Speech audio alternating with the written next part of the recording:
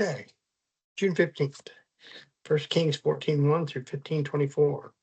At that time, Abijah, the son of Jeroboam, became sick, and Jeroboam said to his wife, please arise and disguise yourself, that they may not recognize you as the wife of Jeroboam, and go to Shiloh. Indeed, Elijah the prophet is there, who told me that I would be king over this.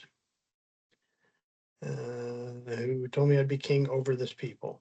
Also, take with you 10 loaves, some cakes, and a jar of honey, and go to him. He will tell you what will become of the child.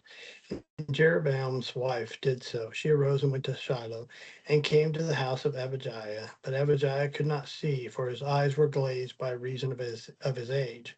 Now the Lord said to Abijah, here is the wife of Jeroboam, coming to ask you something about her son, for he is sick. Thus you shall say to her, for it will be when she comes in that she will pretend to be another woman. And so it was when Abijah heard the sound of her footsteps as she came through the door. He said, come in, wife of Jeroboam. Why do you pretend to be another person? For I have been sent to you with bad news. Go tell Jeroboam, thus says the Lord God of Israel, because I have exalted you from among the people and made you ruler over my people Israel, and tore the kingdom away from the house of David and gave it to you, and yet you have not been as my servant David, who kept my commandments, who followed me with all of his heart, to do only what was right in my eyes. But you have done more evil than all those who were before you. For you have gone and made for yourselves other gods and molded image to provoke me to anger, and have cast me behind your back. Therefore, behold, I will bring disaster on the house of Jeroboam, and will cut off from Jeroboam every male in Israel, bond and free. I will take away the remnant of the house of Jeroboam as one takes away refuge until it's all gone. The dog shall eat whatever belongs to Jeroboam and dies in the city, and the birds of the air shall eat whatever dies in the field, for the Lord has spoken. Arise therefore and go to your own house. When your feet enter the city, the child shall die. And all Israel shall mourn for him and bury him, for he is the only one of Jeroboam who shall come to the grave, because in him there is found something good towards the Lord God of Israel and the house of Jeroboam. Moreover, the Lord will raise up for himself a king over Israel, who shall cut off the house of Jeroboam and this Jeroboam, this is the day. What? Even now, for the Lord will strike Israel as a reed is shaken in the water. He will uproot Israel from this good land which he gave to their fathers, and will scatter them beyond the river, because they have made their wooden images, provoking the Lord to anger. And he shall give Israel up because of the sins of Jeroboam, who sinned and who made Israel sin. Then Jeroboam's wife arose and departed, and came to Tizar. When she came to the threshold of the house, the child died, and they buried him, and all Israel mourned for him according to the word of the Lord, which he spoke through his servant Abijah the prophet. Now the rest of the acts of Jeroboam, how he made war and how he reigned, indeed, they are written in the book of the Chronicles of the Kings of Israel. The period that Jeroboam reigned was 22 years. So he rested with his fathers. Then Nabadad, his son, reigned in his place. And Rehoboam, the son of Solomon, reigned in Judah. Rehoboam was 41 years old when he became king. He reigned 17 years in Jerusalem, the city which the Lord had chosen out of all the tribes of Israel to put his name there. His mother's name was Naamah, an Amorites. Now Judah did evil in the sight of the Lord, and they provoked him to jealousy with their sins which they committed, more than all their fathers had done. For they also built for themselves high places, sacred pillars, and wooden images on every high hill and under every green tree. And there were also perverted persons in the land. They did according to all the abominations of the nations which the Lord had cast out before the children of Israel. It happened in the 5th year of King Rehoboam that Shishka, king of Egypt, came up against Jerusalem, and he took away the treasures of the house of the Lord and the treasures of the king's house, and he took away everything. He also took away all the gold shields which Solomon had made. Then King Rehoboam made bronze shields in their place and committed them to the hands of the captains of the guards who guarded the doorways of the king's house. And whenever the king entered the house of the Lord, the guards carried them, then brought them back into the guard room. Now the rest of the acts of Rehoboam and all that he did, are they not written in the book of the Chronicles of the kings of Judah? And there was war between Rehoboam and Jeroboam all of their days. So Rehoboam rested with his fathers and was buried with his fathers in the city of David. His mother's name was Naamah, the Amorite. Then Amajam, his son, reigned in his place. In the 18th year of King Jeroboam, the son of Nebat, Abijah became king over Judah. He reigned 3 years in Jerusalem. His mother's name was Maacah, the granddaughter of Ashabon. And he walked in all the sins of his father, which he had done before him. For his heart was not loyal to the Lord his God, as was the heart of his father David. Nevertheless, for David's sake, the Lord had God give him a lamp in Jerusalem by setting up his son after him and by establishing Jerusalem.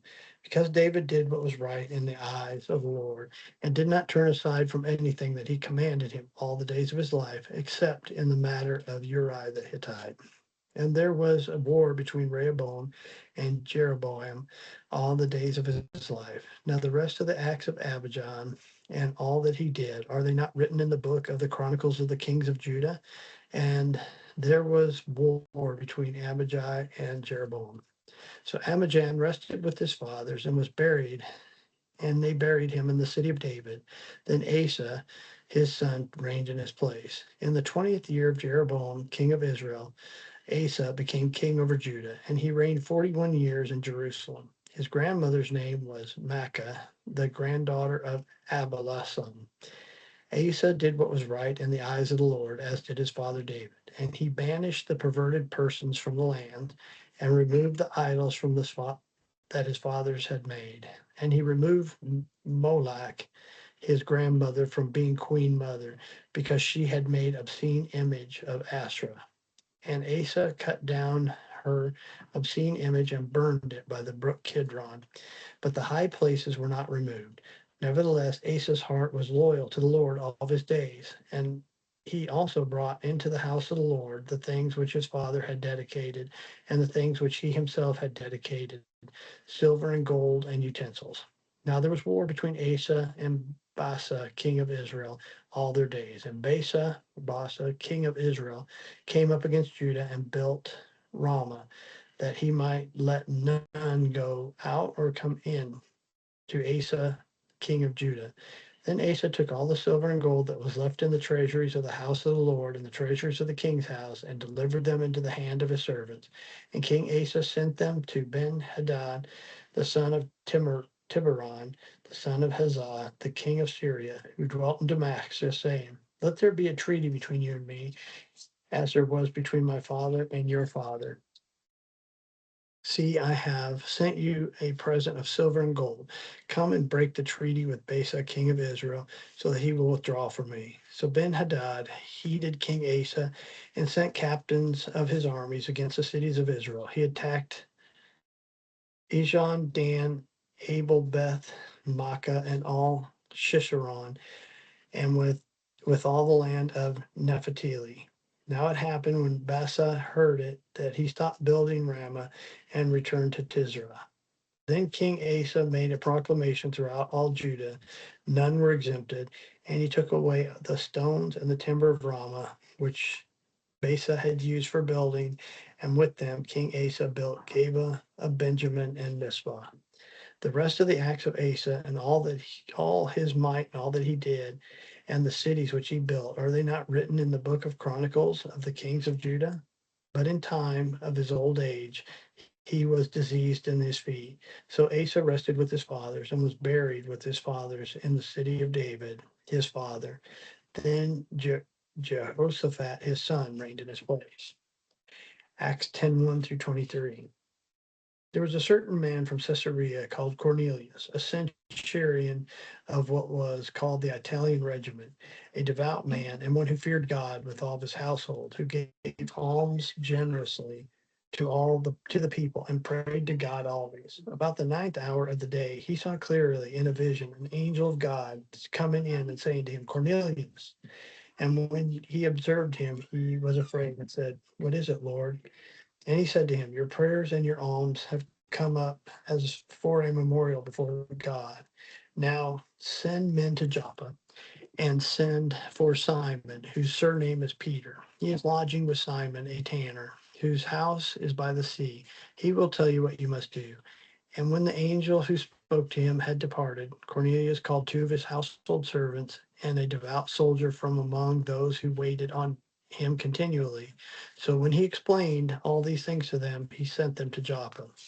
The next day, as they went on their journey, they drew near the city. Peter went up on the household to pray about the sixth hour, and he became very hungry and wanted to eat. But while they made ready, he fell into a trance and saw heaven opened and an object like a great sheet bound at four corners descending to him and let down on the earth.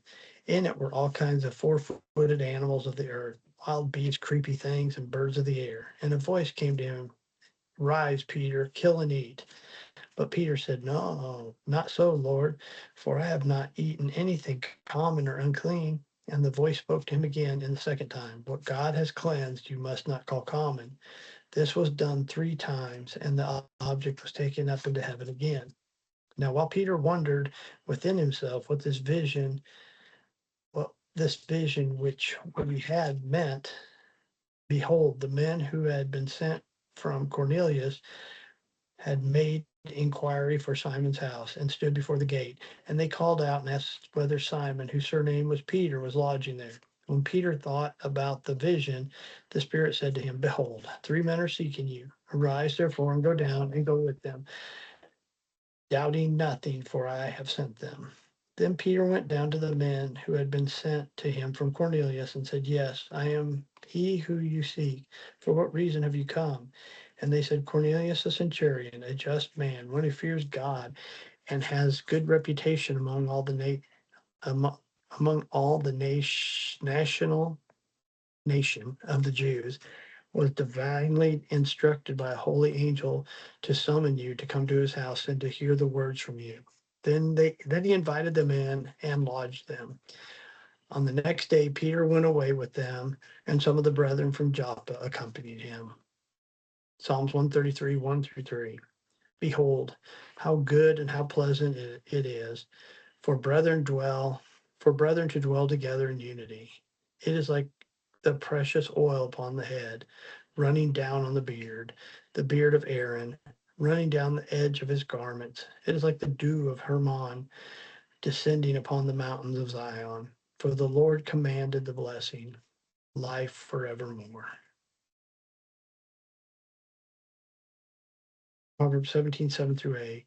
Excellent speech is not becoming Excellent speech is not becoming to a fool, but less lying lips is to a prince.